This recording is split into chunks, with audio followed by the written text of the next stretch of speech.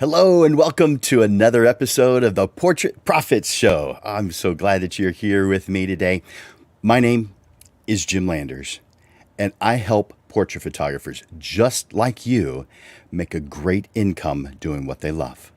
Each week, you get tips and systems on the business side of photography designed to help you gain a mastery over marketing and sales, reducing the struggles that most photographers face so you can finally get what you deserve.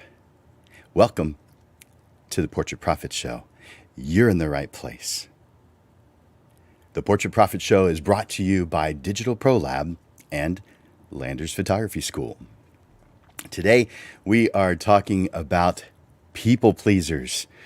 There's a lot of good things about people pleasers, but as with all things, too much of a good thing is a bad thing. We're going to be talking about that here in just a moment. But before we get started, I want to encourage you, those who are watching live right now, enter in hashtag live. Right now is Monday, noon Central Time. So if you're watching live, I'd like for you to enter in hashtag live. I can see that some of you have already done that. Awesome. So you've got the drill down. All right, so enter in hashtag live. If you're watching the replay, enter in hashtag replay. That way we know the difference between those who are watching live and those who are watching the replay. Thank you so much for doing that. Also, I want to encourage you to leave a message, to post comments, to ask questions. And you can see scrolling across your screen right now is something that helps me to understand or helps me know who is there. Anyone can watch the show. It's live streamed to both Facebook and YouTube. But I don't know that you're here unless you do something to allow me to know that you're here. And so it's possible that, if only 10 people do some kind of reaction, that I think only 10 people watch, but there could have been 100, 1,000. I don't actually know how many are watching. So do me a favor. On the post, at the original post, it's down close to the bottom, so you may have to click that more in order to see it. But there is a link that says give StreamYard, that's our platform to be able to simulcast these shows. Give StreamYard permission to use your name. That way I can see who it is that's making the comment or asking the question. But if you want to remain anonymous, don't do that. That way I won't know who you are. But you can still make a comment. I just won't know. Not until later. Actually, if I go and look at Facebook and YouTube later, I'll be able to tell, but not during the show, so I won't be able to acknowledge you. So do me a favor and do that. Now, I also want to invite you to lunch. I take a photographer to lunch with me every single week. And so I am inviting you to sign up for this. And you can see that here on the bottom of your screen right now. But I don't want you to have to write that down, so I'm going to copy it and put that into the comments. All right, so you should in just a moment see that in the news feed. It's the most recent thing. Oh, good. I'm looking at some of the comments already, so it's good to see Bill. Hey, how you doing, Bill? It's good to see Steve and Francis and Jero. Hey, Lupe and Melissa, and I think there's some more of you, but my post just went over it. So thank you guys for being here. I'm so happy that you're here watching.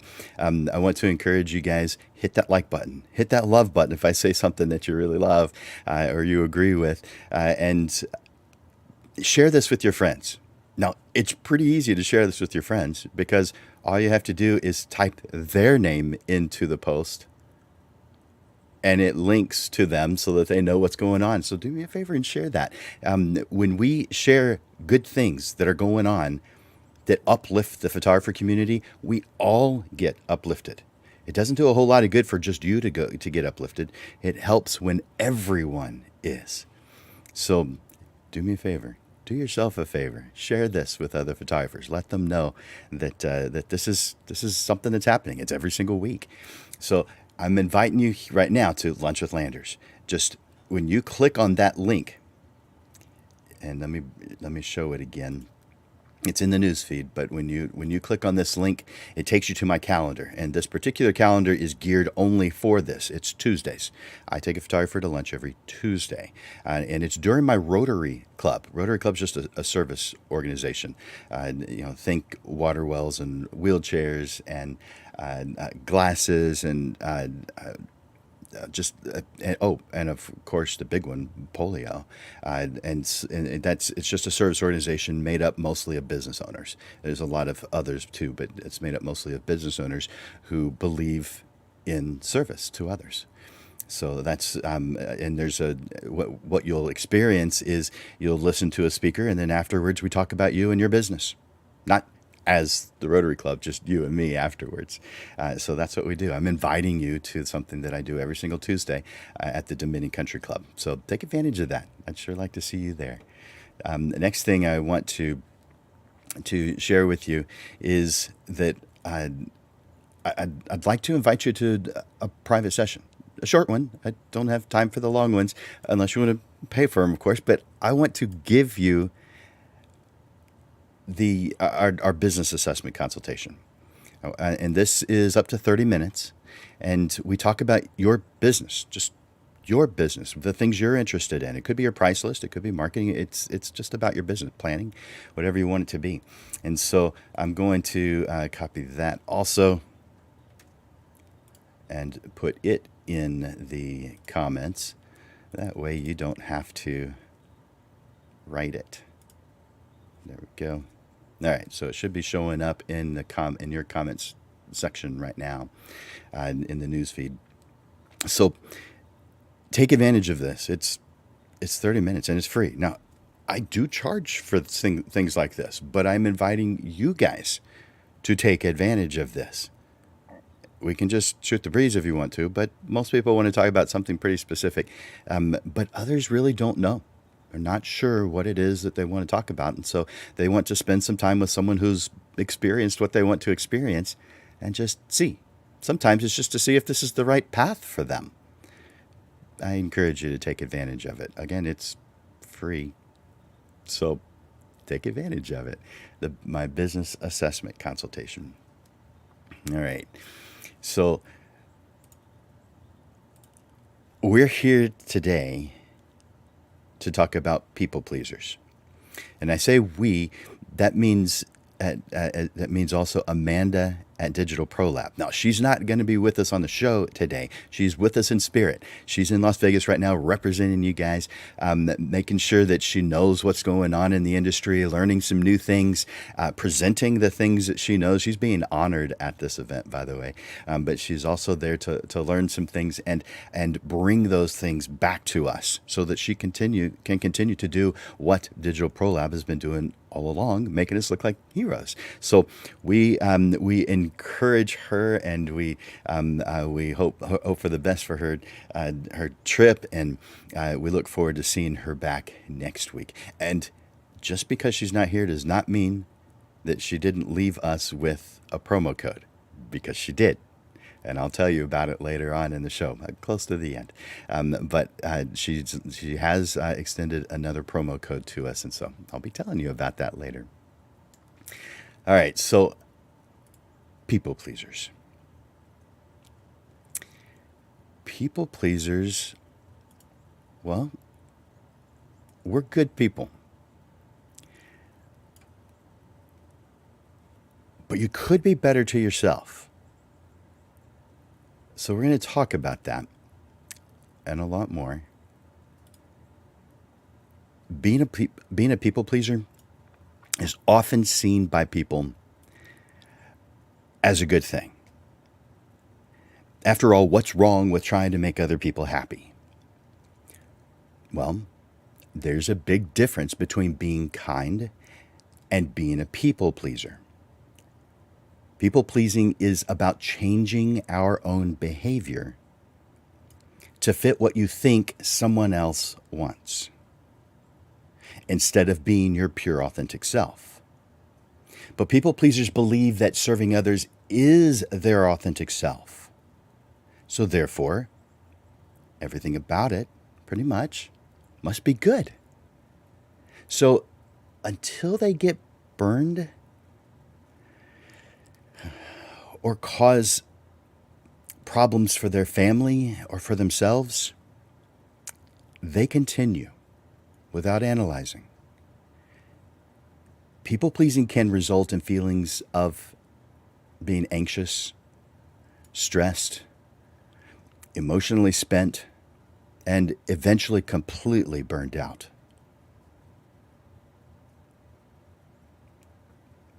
Because of constantly trying to anticipate the needs of others and take on more than you can handle for others.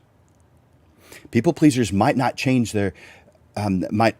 only change their behavior, but they may also change their appearance just to try and fit in and get others to like them. This can be exhausting, both mentally and physically. People pleasing isn't sustainable in the long run. People pleasing isn't just about being kind.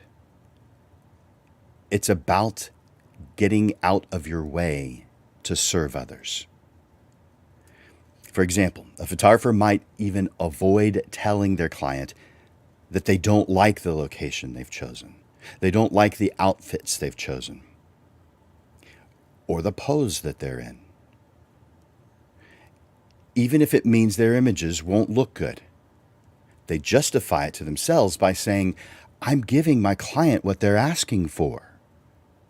Or you pretend to be interested in a prospect story, even though you seriously need to be doing something else.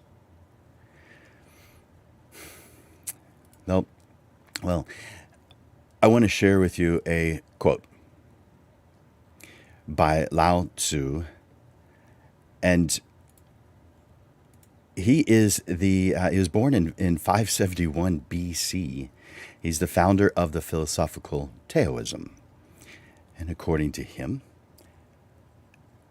care about what other people think, and you will always be their prisoner.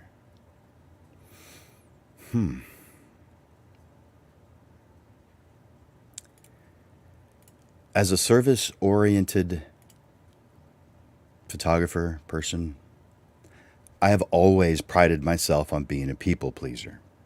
Now, I didn't call it that. I just thought I was doing what was right for my clients, which pretty much was whatever they said was right. I remember when I first started in photography working for other photographers in 1991, and when I started my own business in 1995. I would say yes to every client request, no matter how last minute, no matter how unreasonable. If a client asks for something extra, I'm doing it. I want to do it. It makes me proud to do it. Even if it meant staying up overnight editing or whatever it took. If they needed it rushed, I would drop everything else to make it happen. I work hard to ensure that my clients are happy with the results of my work, and anything about it, I want them to be happy. We all do. Whether it was a once-in-a-lifetime event like a wedding, creating an emotional family portrait, or just photographing a 6-year-old's birthday party. And while sometimes I fell short of my intention to please everyone, I attempted to do my best and enhance the positives and reduce the negatives. I performed heroics to make things happen, and I bet you can say the same. I'm a slow learner. But eventually, I realized that people-pleasing wasn't sustainable, nor was it good for my business, my mental health, or my family. So I started by thinking about setting boundaries.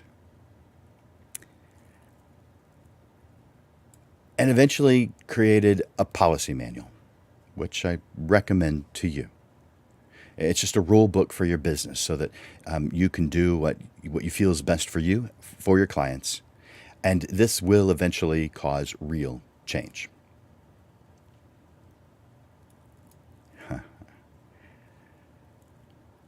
Don't get me wrong. I still strive to be kind and accommodating. But I also recognize the need to take care of myself because I am no good to my clients.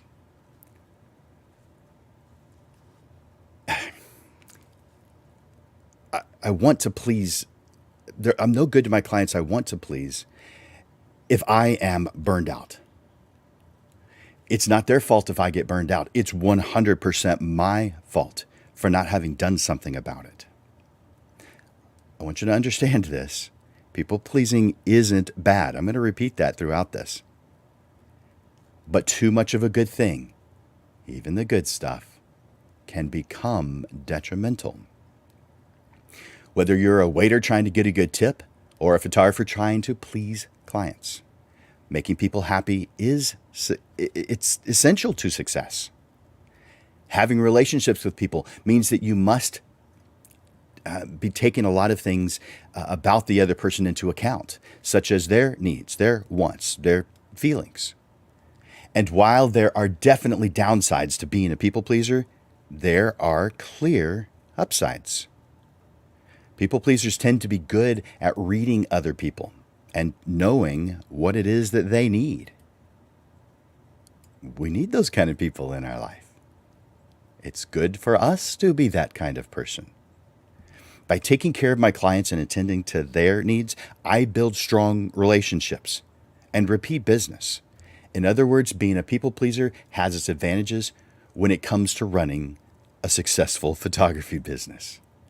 So, people-pleasing tendencies are good until they aren't. Do you really want to be so busy trying to be what someone else wants that you don't have any time or energy to pursue what means most to you?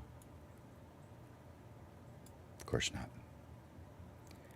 If you allow the negative side of people-pleasing to influence your decisions, you're never going to be truly happy. You can be true to yourself when you are adjusting how can you be true to yourself when you're adjusting your words and your behavior based on what you think other people want? Well, unless you're trying to earn the nickname of politician. Then I suppose it's a good idea to adjust your words and behavior based on what you think other people want. Seems to work for them. It's not going to work for you. Let's make sure I give you a good definition of what a people pleaser is. A people pleaser is someone who speaks and behaves to accommodate the needs of others in a way that puts others first at the expense of their own happiness, of their own health, of their own relationships. For example, they may stay in a job they hate because it's what their spouse or their family or friends want them to do. Or they might go out with someone who they're not interested in because they don't want to hurt their feelings. People pleasers often have a hard time saying no. Not every single time, but often have a hard time saying no. And as a result, they often end up feeling overwhelmed, stressed, and sometimes even resentful. And it can get worse. While there's nothing wrong with being considerate of others, there's everything right with it. People pleasers have not yet defined their boundaries and have difficulty knowing when and where to draw the line.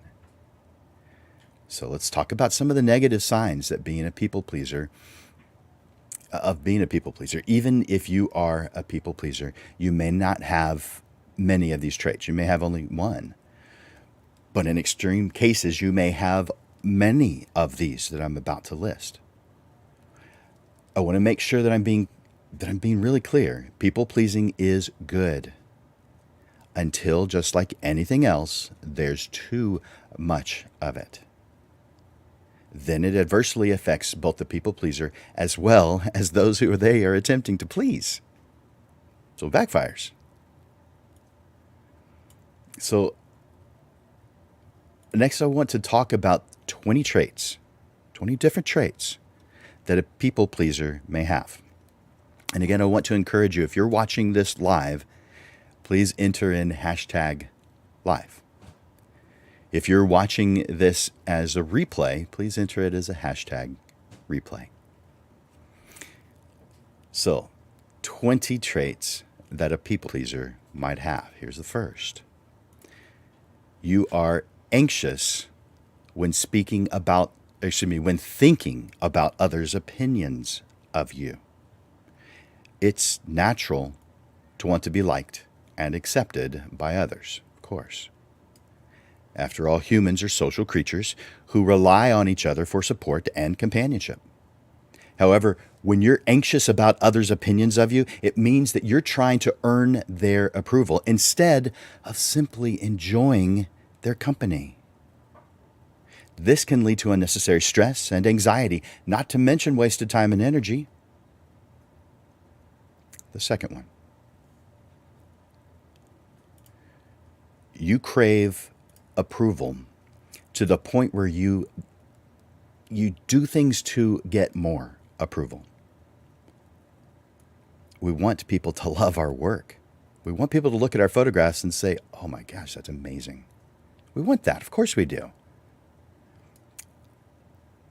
People pleasers might go just a step further because they want to gain that affirmation. They want people to say good things about them. So they go overboard to try and make it happen. Maybe we're posting our images to Facebook and Instagram and watch to see how many likes we get. Well, we're all curious about that. What's the harm in that? External validation, such as likes on social media, is not a substitute for what it is a people pleaser really needs. The problem is that validation from others is fleeting.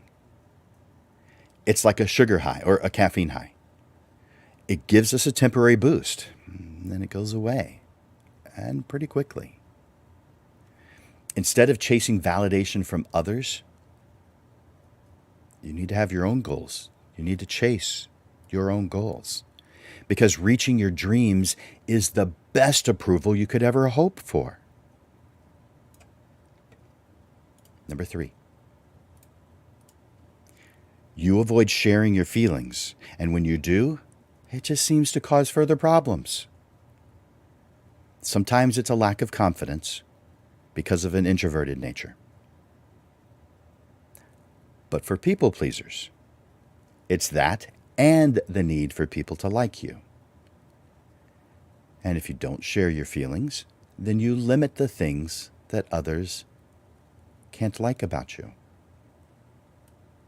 As a photographer, you may feel that it's proper to observe and document the world around you, rather than share your own feelings or your experiences.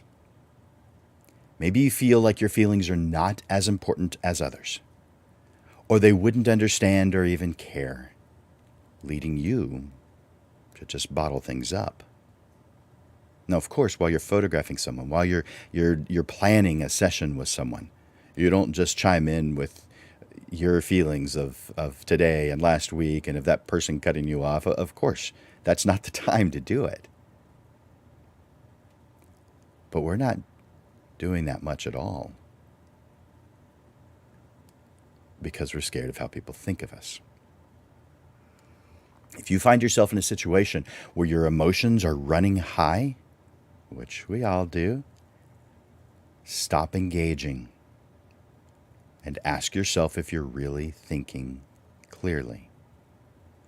If your emotions are high, you aren't. It's an obvious answer.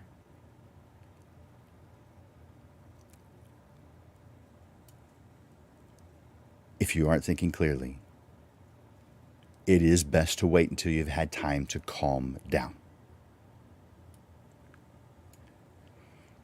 Because you're going to make things worse. The next time someone tells you to chill, it's probably because your emotions are too high. Don't react to it harshly. It's not beneficial to you. It's not beneficial to them. Even if you're right, reacting in a negative way is a lose-lose choice.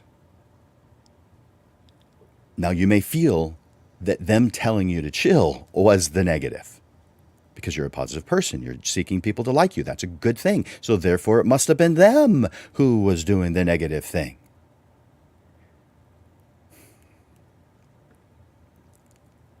How does doubling up on a negative make it a positive?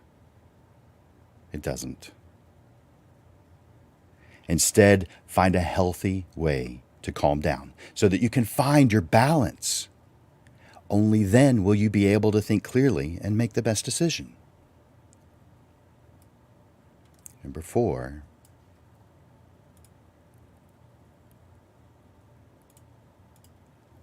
you actively do things to ensure that no one can call you selfish.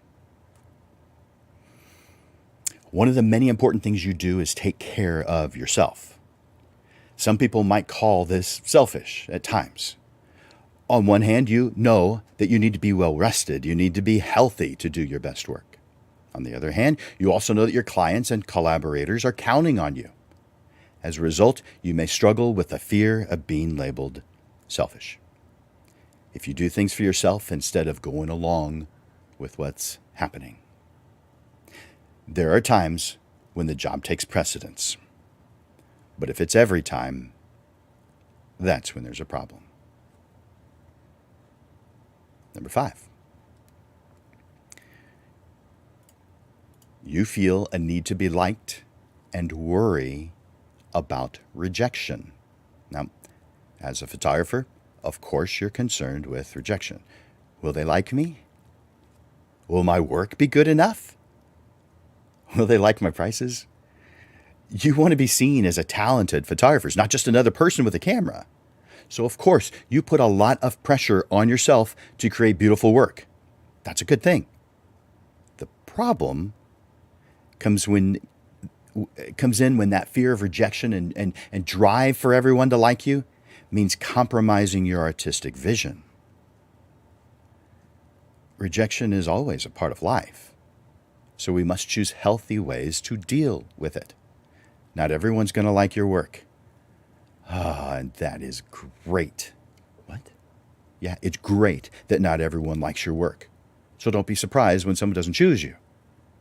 You're doing the best that you possibly can, which is good. That's fantastic. It's what you should do. But that doesn't mean others are going to view it that way. You may look at it as another photographer as being bad, but they're doing better than you. How's this possible? Because we have different points of view, different versions of what we think good is. And oh my gosh, this is a good thing. The reason you don't want everyone to like your work is because you don't have time to photograph everyone if they did. Are you proud of your work? Because that is all that matters. Number 6. You give because you feel others will notice and like you. If your actions are coming from a place of generosity and kindness, that's perfect. Just don't be surprised or disappointed when it's not reciprocated. You can only control your own actions, not how others will react to them. The next time you're considering giving, give because you want to give. And don't be disappointed if they don't react the way that you want them to. They may not be as much as a giver as you are, and that's okay. Just appreciate the act for what it is, and know that you did something nice, simply because you wanted to, and you expect nothing in return. Number 7, you have difficulty saying no. It's not that you don't have a backbone. You just don't want anyone to think that you don't care. You sometimes go along with something that goes against your better judgment. You feel the best way to be liked is to be agreeable. And even when you're left feeling exhausted, you keep pressing on. You need to be accepted and like your need to be accepted and liked is stronger than your own wants or needs. People pleasers have a hard time saying no. This can lead to you being resentful and worse. And I'll be talking about that here in just a moment. Number 8. You nod your head in agreement, even when you don't agree. Because you want to be liked, valued, and accepted, you are overly influenced by peer pressure. We're all influenced by peer pressure, and that's not a bad thing. You're overly influenced by peer pressure, and you're likely to go along with things even when you don't necessarily agree. This has led to frustrations and problems that you wouldn't have had to deal with otherwise. It's easy to fall into the trap of conformity. After all, nobody wants to be left out. Nobody wants to be disliked. Sometimes that's what's best. Sometimes you're glad that you went along. The problem, though, comes when it negatively influences you and causes you to become someone you aren't. Number 9, you are quick to apologize, whether it's your fault or not. A situation arises. You apologize, even when it's not your fault or you're not yet sure whose fault it is. Your intentions are good. You just want to dissipate any conflict and make everyone else feel happy. However, this can lead to self-doubt, decreased confidence, and maybe even a lack of trust in ourselves. Oh, and here's another thought about apologies. Sometimes, when tensions are high, we apologize sarcastically. Big mistake. Apologize only when you know you've done wrong and you are sincere and truly remorseful for that wrong. Not only will this make you more authentic, but it will also lead to increased confidence in you for yourself and in others for you. Apologize only when you're sincere. It is not the time to be sarcastic. Number 10, you're often not your authentic self. Whether you're at work or a camera club meeting or with family and friends, there's a part of you that feels like it needs to hold back. Maybe you don't want to rock the boat. Maybe you're worried about what others might think. It's hard to stay true to yourself when you're constantly putting everyone else's needs first. And it's tough to voice your feelings when you're used to pushing your feelings aside. But when you don't, you're choosing to hurt yourself in the process. The next time someone steps on your toes, kindly speak up. Kindly speak up and let them know. You may find that they didn't even realize they were doing it. Or they didn't realize that what they were doing was harming you in any way. It's important to remember that we all have our own unique experiences and perspectives, which makes up our belief filter, causing us to see things differently. This is a good thing. If we all viewed life the same way, this life would be boring. We all have something valuable to offer the world, and hiding it away is a disservice to ourselves and to those around us. When we're not being true to ourselves, we're not giving others the opportunity to get to know us, to get to love us for who we really are. Number 11, you have almost no time for yourself. If you never have time for yourself, it's probably because you're always putting others first. There's other reasons for it, but this is often one of them. While it's commendable to always be available to help others, everyone needs time for themselves. In fact, it may be necessary for you to be so that you can recharge, so that you can avoid getting burned out. If you find that you're always saying yes to requests for your time, even during the few moments that you have for yourself, it might be time to start setting some boundaries and create some you time. And we'll be talking about those a little bit more. During this you time, do whatever you want without having to worry about anyone else. Maybe that's reading. Maybe it's taking a walk. Maybe it's just sitting in silence. Just make sure to take some time for you every day. Number 12, you feel like you're always the one who's giving. You frequently say yes to requests even when you don't want to. You feel like you're always the one giving and rarely receiving. You've been in situations where you feel like your kindness has been taken advantage of. Maybe it's a friend who always asks for favors, a client who keeps asking for more than what was originally stated. It can be frustrating and it can be discouraging. When you find yourself in a situation like this, be assertive, be direct. Easier said than done, I know. This doesn't mean to be rude. It doesn't mean to be aggressive. Just state what you need and what you want out of that situation. Maybe you offer a different solution, or just say no when someone's asking too much of you. Number 13, you're not getting what you need.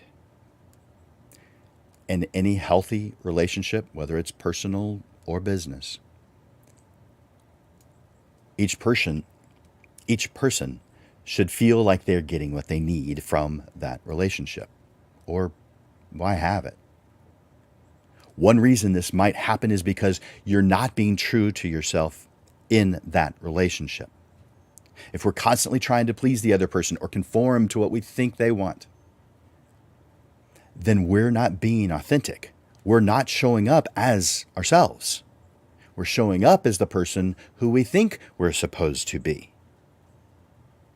And as a result, that relationship lacks depth and it lacks sincerity. Number 14, you feel guilty when you're setting boundaries. Perhaps you feel as though others need more than you. And so you don't want to say no in case it adversely affects them. However, it's important to remember that we all have our own lives to lead, and we can't always be available to everyone else. By setting boundaries, we protect our time and energy so that we can focus on the things that are most important. Additionally, boundary setting can help to build better relationships, as it can prevent resentment from building up. Setting boundaries is healthy, and it's necessary. Number 15, it feels like you have too many expectations on you. Maybe it's your family, maybe it's your friends. Maybe they just want you to hang out with them. Maybe it's some business deadlines. Maybe your dog is insisting on some attention. I don't see Gray, but sometimes he's insisting on my attention. And sometimes it feels like you can't say no without letting them down. The difference for a people pleaser, though, is that you allowed this expectation of your time by setting the precedent of always being available and always saying yes. And now you're stuck in a situation where it feels like others are expecting a lot from you because you trained them to feel that way. Number 16, you have low self-esteem. Remember, you may not identify with each of these 20 that I'm mentioning. It may be 1 or 2, it may be 5. But some people who are people pleasers experience low self-esteem. We all have moments of feeling down. We all have moments of being doubtful. It's when these feelings are persistent that it may be a sign of low self-esteem. Do you compare yourself to others and always find something that they're better at than you? Whatever it is. You know what? I like making analogies to driving. Low self-esteem is like driving to some fun destination with your emergency brake on. You are holding yourself back. One way to boost self-confidence is to focus, or self-esteem, is to focus on your accomplishments. Make a list of all the things you're proud of. It doesn't matter how small or insignificant they may be. This list, by the way, is for you. This isn't something you share, so there's no reason to have anxiety about what other people are going to think. This is your list. It's for you alone. These accomplishments are proof that you're capable and that you're competent. When you see yourself as someone who achieves things, your self-esteem naturally improves, and you're better equipped to deal with the challenges that everyone faces. Number 17. Conflict overly upsets you. Everybody's bothered by conflict, but it overly upsets you, and you stay upset, and you rarely proactively resolve the problem. Now, you might drop hints, because everybody drops hints. And we're going to talk about that one later, because there's good and bad there too. But conflict overly upsets you. You stay upset, and you rarely are proactively resolving the problem. For people pleasers, the fear of anger from others, it's a real concern. After all, anger means someone's unhappy. And if your goal is to keep everyone happy, then an angry person indicates either you failed in some way or you have something yet to do. To avoid this potential conflict, you'll do whatever you think will make them happy, even if it means going out of your way or sacrificing your own happiness. You may also fear conflict that has nothing to do with you. For example, if two of your friends are arguing, you might try to offer advice or tips to repair the situation so that they'll be friends again. That's not bad. That's good. You probably should be doing that. But a people pleaser takes that one step further.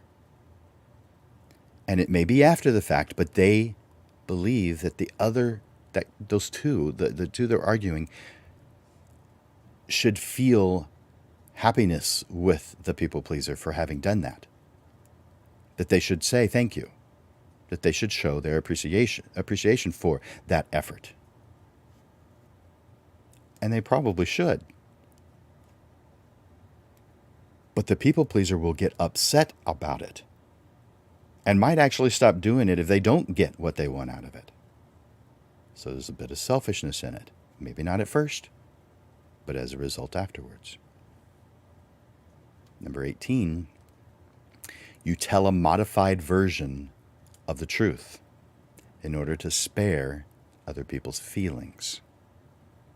In business and in life, this tendency to sugarcoat the truth, it's the norm. And often it's the right thing to do. The problem comes in when you're too scared to tell the truth when you need to. So you tell an incomplete story or avoid it altogether. Sometimes it's necessary to protect feelings. Maybe it's the clients that you're talking to. So sometimes it's necessary to protect clients' feelings because you want to maintain a positive relationship. However, there are also times when it's important to be honest, especially when it might not be what the other person wants to hear. Sure, it's a delicate balance. You do have to choose your words wisely, but you must be honest and communicate clearly and as soon as possible when things are going wrong. Number 19, I mentioned it earlier, dropping hints instead of direct communication. If we directly demand that someone do something or change something, well, of course, it can come across as confrontational, and it makes them feel defensive. So that's not the way to go. So we simply send them a subtle hint. It's common to drop hints, and it's the right thing to do in many situations. But a people pleaser uses this as a tool because they're afraid to hurt someone's feelings. But when it doesn't work, it's the people pleaser's feelings that get hurt. Regularly dropping hints to coworkers, clients, friends, your partner leads to potential tension that you caused as the people pleaser trying to keep everyone happy. You caused the tension by not thinking it through. Sure, it's the right thing to do at first many times, but if you continue to do it when you don't get your way, you're not changing your behavior. That's when it becomes a problem.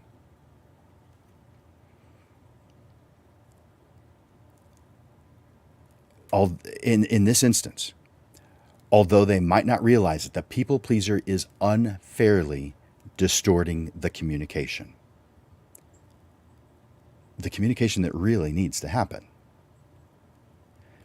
This is a dangerous habit, and it leads to passive-aggressive behavior and causing a brand new situation, one that could never had existed had the people pleaser not continued with a communication tool that clearly wasn't working. You may think, well, why would someone continue to do that if it has led them to getting upset? Don't they realize it's harmful? The simple answer is the people pleaser may not recognize that it's harmful. Again, their intention is to avoid bad things. So when things go bad, it must have been the other person. Dropping hints is a tool that sometimes works well, but it's a coping tool used to protect the people pleaser from what they consider potential conflict. Plus, it gives them the future benefit, so they have an out and they can later say, well, I never said that, or you misunderstood what I said. According to psychology professor Jim McNulty from the University of Florida, once you are upset and you continue to drop hints, this is dynamic, indirect hostility. He goes on to say it's a deliberate communication flaw characterized by a lack of coherence between what we're saying and what we intend to communicate. And he ends with, this dynamic of dropping hints can turn into psychological abuse. Therefore, continuing to drop hints is synonymous with perverse communication and can severely affect the victim. Again, that was said by psychology professor Jim K. McNulty from the University of Florida.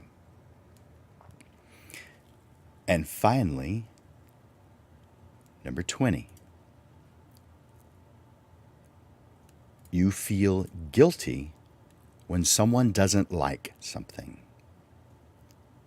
You feel guilty or you feel ashamed when something bad happens because you feel like maybe it was some way, possibly, maybe you haven't thought about it yet, but it's possibly your fault. Your client's unhappy, you feel guilty. A project doesn't go as planned, you feel guilty. And maybe it was you. Maybe you could have done more. But you feel it so much that it's causing you harm. You feel not only guilt, even when it was an accident, but a sense that you failed them horribly and that they'll no longer like you because of it. And it's not just clients that we feel this way about. It's our friends, it's our family, it's coworkers. Everyone seems to be a potential source of guilt. Man, cut yourself some slack. Give yourself a break. I want to remind you that people-pleasing is good. Until, just like anything else, there's too much of it. Then it adversely affects both the people-pleaser and the people they are attempting to please. So those were the 20 things that people-pleasers might do. If you feel that you have an extreme version of people-pleasing, okay, I recommend that you find someone to talk to. Not because I think there's anything wrong with you, but because you don't want to go on with this type of behavior. It's detrimental. And there are people who can help. So I recommend that you look into that if you feel like you have an extreme version. So this may mean a professional counselor, but if it's not extreme, it's good. Everything's good. Then I definitely recommend at least a business coach. By the way, I absolutely recommend a business coach to every working professional, anything. When we say professional basketball player, well, we expect there to be a coach. There's a coach. It's just part of the deal, right? So why would it be less beneficial when it's a professional photographer? It's not because basketball is a sport that you need a coach. You hire a coach because you're aware that you don't know everything. Because you believe in improvement. And because you want the benefit of learning from those who have experienced what you want to experience. I am a business coach for photographers, only photographers. There's others out there too. Seek one out, whether it's me or someone else. It doesn't matter. Seek one out. If you don't have a business coach for your business, that'd be like a basketball player the basketball team or a football team not having a coach. It doesn't make sense. It doesn't make sense for you either. You may think, oh, that's a big expense. I can't afford it. Are you kidding? It will be the best money you've ever spent. Consider it. Look into it. It is good for you.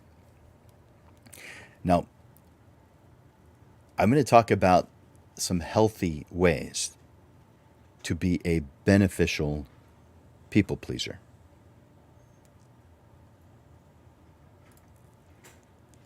I'm going to look at the comments real quick to see if there's something I need to respond to. Jero, the power of no. That's right. Cool. All right. For those of you who have joined us since I said this last, I want to encourage you to enter in hashtag live, post hashtag live if you're watching this live. That way I know you're watching live. And if you are watching this as the replay, then please enter in hashtag replay. And also, I'm encouraging you, hit that like button, hit that love button. I like seeing that. That's encouraging for me. And by the way, if you're on a cell phone, you can hit it multiple times. You can keep on clicking that love button. Okay, don't do that. My wife might think that's weird. But hit the like button if you feel that way. I'm encouraging you, hit that like button, hit that love button. Also, make comments, ask questions, share a story that you have experienced that's along the lines of what we're talking about. All right. Thank you guys for being here. And I should do a shout out to Rick and Ralph and Rob. 3 pages of notes taken. Wow. I am so glad you're here, and I'm so glad that you're able to do that. Cool. I like hearing that. Thank you for sharing. All right. So 7 ways to be a beneficial people pleaser. Again, people pleasing is good. It's a good thing. It's what happens when we don't get the reaction we want, that sometimes it turns into a bad thing. But people pleasing in and of itself is good. Number 1, I want you to schedule time for you. You've heard this before. Maybe you've started doing it, but most people pleasers aren't so good at this for obvious reasons. You're busy with clients, retouching, and other commitments. It is good to be busy. Sure beats not having any clients to photograph. But it's important to add time on your schedule before your schedule gets full for yourself. If you don't, you risk burning out. You've heard of other photographers say that they're burned out. It's crossed your mind before.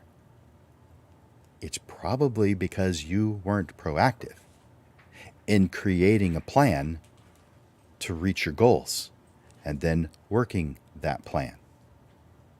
If you don't know where you're heading, of course you're going to get tired and frustrated and eventually burned out. It is because you've defined where you're going that that energy can be used in the direction it needs to be used. And while it's not always possible to take a leisurely vacation, there are plenty of small ways to take a break. Take a walk. Go visit your favorite lab. They're probably busy too, but they like seeing your smiling face. Sit on the back porch with a book. Go get some lunch. Or just pause with 10 minutes of sitting in silence. Whatever it is, taking time for yourself will help you recharge and be more productive when you come back.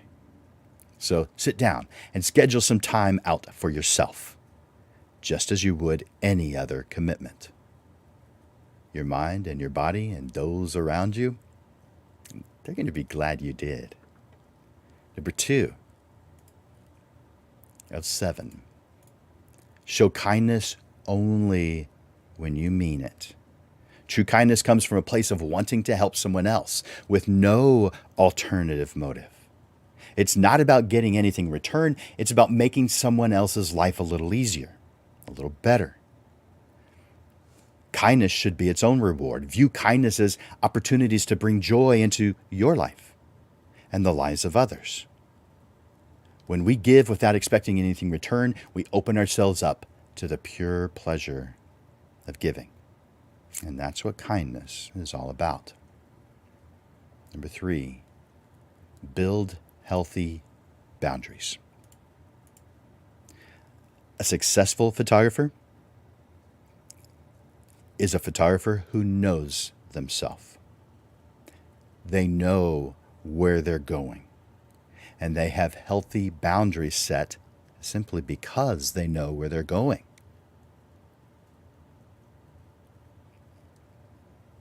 You know that you need to set healthy boundaries in your life, but maybe you're not quite sure where to start. So here's 3 things to help you build healthy boundaries. Number 1, figure out what it is that makes you happy. Write it down. What activities, what interests do you enjoy? Write them all down. Number 2, once you have a good understanding of what brings you joy, you can start to add in the important people in your life to the mix. You start off with you, though. Then you add the other people who are important in your life, those closest to you. And then number 3, you finally, at that point, then you're adding in your business. Because your business really is just a tool to help you get where you want to go. Luckily, we portrait photographers are doing something we're passionate about, something we love. But we're doing it as a business to help us get something. Maybe we want to retire. Maybe we want to put our kids through school. Maybe we want to go on vacations. Maybe we want a bigger home. Maybe we want cars every couple of years. Whatever it is, your portrait photography business is a tool to help you get those things. So add it in then. Remember, healthy boundaries are all about taking care of yourself, which is a healthy amount of selfishness. Selfishness just means of the self. It doesn't mean bad, although almost every time it's used in the negative sense. So take some time to think about what will make you happy, what will make you fulfilled, and then go from there. Number 4, stop apologizing for saying no or for making excuses. I mean, if you didn't mean it, you shouldn't have said it. Apologizing or excuse making in this way has the potential to reduce the value of your needs relative to others' needs. If you're always apologizing, always making excuses, you may feel like you're at the mercy of other people's demands. If a client asks for something that's unreasonable, not within your regular hours, or somehow outside of your regular scope of work, there is no need to make an excuse. Just say no, and don't apologize for saying no. Move on. No reason, no explanation. Maybe there are times when it's appropriate to do so. Your ideal client respects your boundaries.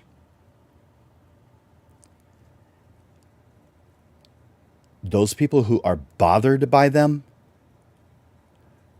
well, they're showing you a clear sign that reads, I don't care. Guys, if people are giving you clear signs that they don't care, and you continue to push,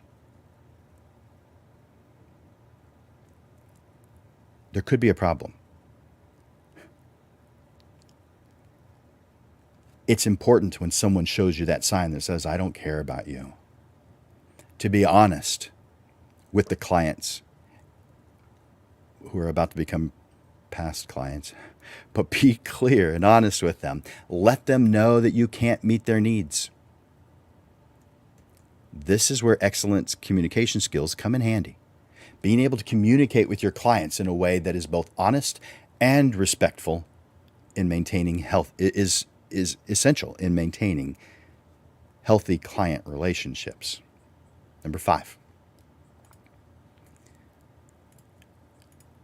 Give yourself the time you need for decision making. Sometimes it's best to act quickly and decisively. I get it.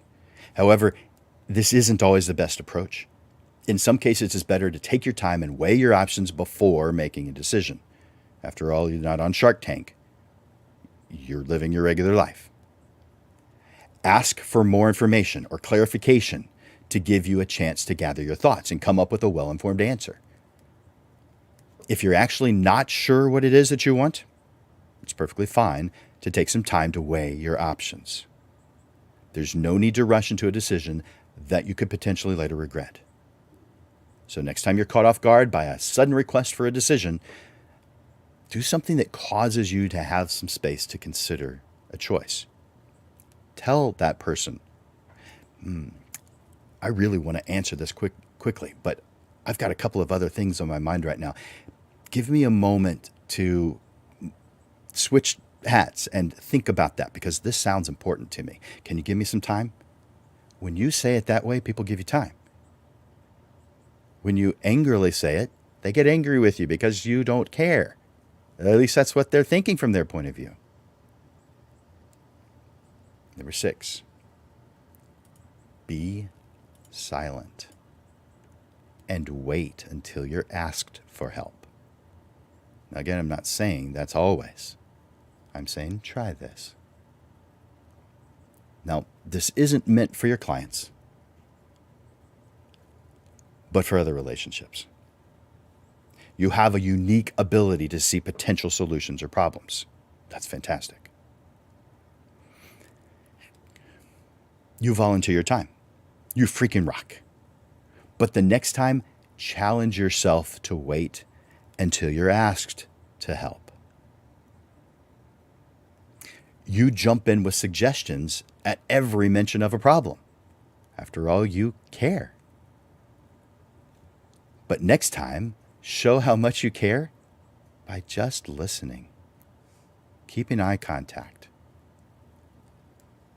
Don't list the ways that they could deal with it. Not unless they ask. And if they don't ask, maybe they just need a person to vent to, not someone to solve their problems. By the way, I make that mistake often. Number 7, put yourself first. And this is 7 of 7. For a people pleaser, it won't feel right. Not at first. It'll take some effort. But you know that balance in your life is necessary for a full life. Be kind to you. Start by knowing what that means and make it happen. We all have a responsibility to take care of ourselves so that we can be there for the people who depend on us. Unfortunately, that's not always easy. There are always going to be demands on our time and energy, and it can be tempting to put our own needs aside to meet the needs of others. And sometimes that's exactly what you should be doing. However, if we neglect our own well-being, we will eventually reach a point where we are unable to support those who depend on us. This can lead to the people pleaser being resentful and causing conflict. It is important to remember that taking care of yourself is essential for maintaining healthy relationships. When we take the time to nurture our own bodies, our own minds, our own spirit, we are better at everything. We're able to show up for the people in our lives in a way that is supportive and sustainable.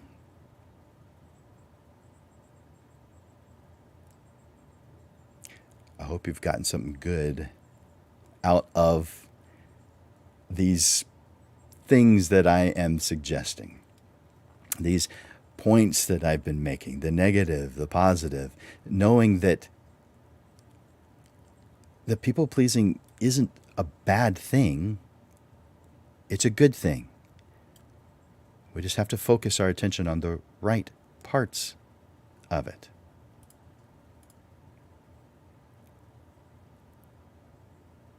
Let's talk about some upcoming shows. Oh, you know what? Before I do that, I want to let you know about the, so I'm not going to do that one just yet. I want to let you know about the promo code. Let's see.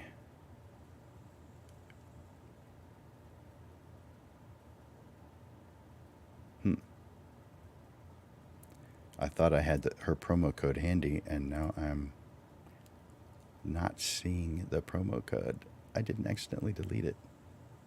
Oh, man. All right. I'm going to tell you what it is real quick because she sent it to me in a text, I believe. So this is a promo code for Digital Pro Lab that Amanda sent. Yep. Okay. So she's extending last week's, and it was a 20 by 30, and the promo code is 20x30 fine. That's the promo code, 20 20x30 fine, no spaces. And it's good through this Sunday. 20 by 30 fine art paper. By the way, fine art paper is beautiful. It's freaking amazing. You're going to love your images on fine art paper. And a 20 by 30 is a really good size to see your work. I know some people have never printed their work. That's crazy to me, but I understand some people have never printed their work. It's a totally different dimension when you print your photography. You just open up a new world, a new way of feeling about the work that you've created. You need to do it and take advantage of things like this. Enter in, go to Digital Pro Lab and order a fine art paper 20 by 30 size and enter in when you're checking out 20, the number 20, X, the number 30, fine, so that you can get, and I believe, oh man, I think it's a 30% discount. You'll find out. 20x30 fine. And that's from Digital Pro Lab. Thank you, Digital Pro Lab. Thank you, Amanda. Thank you and your team for all that you're doing to help us be heroes to our clients. All right. Now let's talk about our upcoming shows. Next week, we're going to do a panel. Today is the first day of the month. And so every Monday at noon, we have a Portrait Profit show. With one exception, we make a change on one Monday, and that's the second Monday of every single month, where we have a panel of 3. Sometimes it's photographers, but it's most times photographers, sometimes it's something else, but it's whatever's appropriate for the subject. And the subject this time is what I do for my clients. We're going to have 3 photographers who are sharing their opinions on the extras, not just pressing the shutter release button, but what are the extras that they do to wow their clients, to keep their clients long term, to increase that loyalty, to increase the wow factor, to increase the potential that they're sharing what it is that you've done with their friends. So that is a week from today, August 8th, Monday, August 8th at 6:30 in the evening, not at noon. On the second Monday, we don't meet at noon. We meet at 6:30 in the evening. So make sure you've added that to your calendar. What I do for my clients a week from today, Monday, August 8th, 6:30 p.m. I hope to see you at that. And the week after that, we are going to be, let me pull it up. Oh, I don't have a graphic for it yet. I didn't upload it.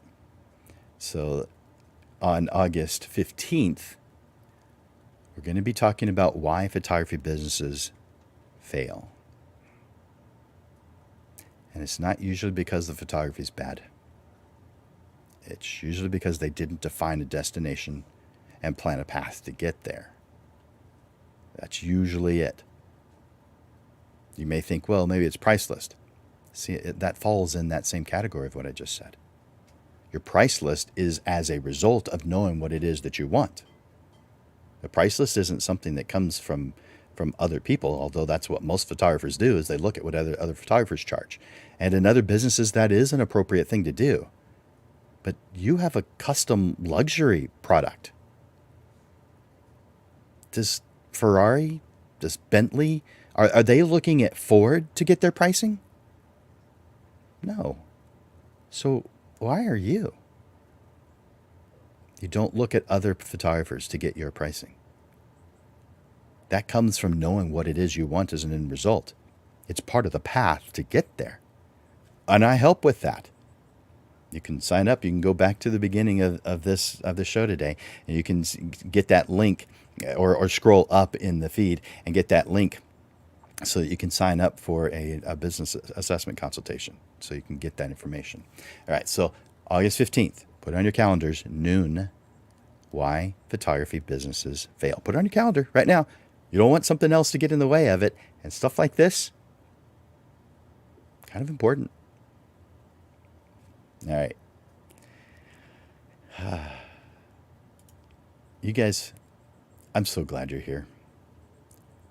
I am so grateful that you take time, that you sacrifice something to be here with me and Amanda for the Portrait Profit Show. Your being here uplifts you, but guess what? It uplifts everyone. Because people do look at what it is you do. They are going to your website. They are visiting your social media. And all of your improvements they see. And the things they like, they emulate. So therefore, as you grow, you're causing others to grow too. And this is fantastic. There's a lot of positives that happen. For instance, if everyone charged an amount that caused them to make a living, then you'd have fewer clients complaining about price. So share these things. Share this show with other people. It's beneficial to you to share it. I hope you have enjoyed and gotten something out of this episode, this show, about people pleasers. You know, one of my favorite things about being a photographer is getting to know my clients. I love hearing their stories. I love hearing what makes them proud. I love hearing what motivates them. Over the years, I've noticed that all happy, successful people have something in common. They're comfortable with themselves. They're not afraid to be themselves. They don't waste time and energy trying to please everyone. But they do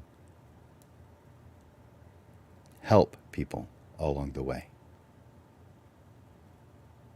Instead, they focus on putting their best foot forward and living their life with intention, with a path that continues to lead them where they want to go. So the next time you find yourself apologizing over someone's reaction or trying to change yourself to fit someone else's mold, please just stop. Remember, you're the only one who gets to decide who you are and how you live your life. And that's all that really matters.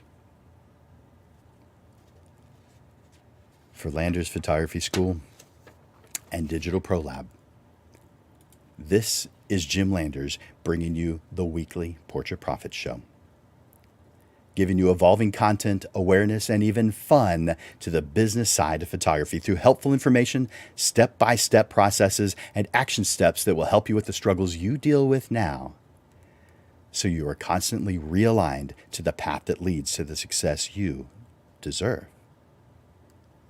Be here every Monday to experience a different way of the business side of photography. Thank you for investing your time here at the Portrait Profit Show. Bye for now.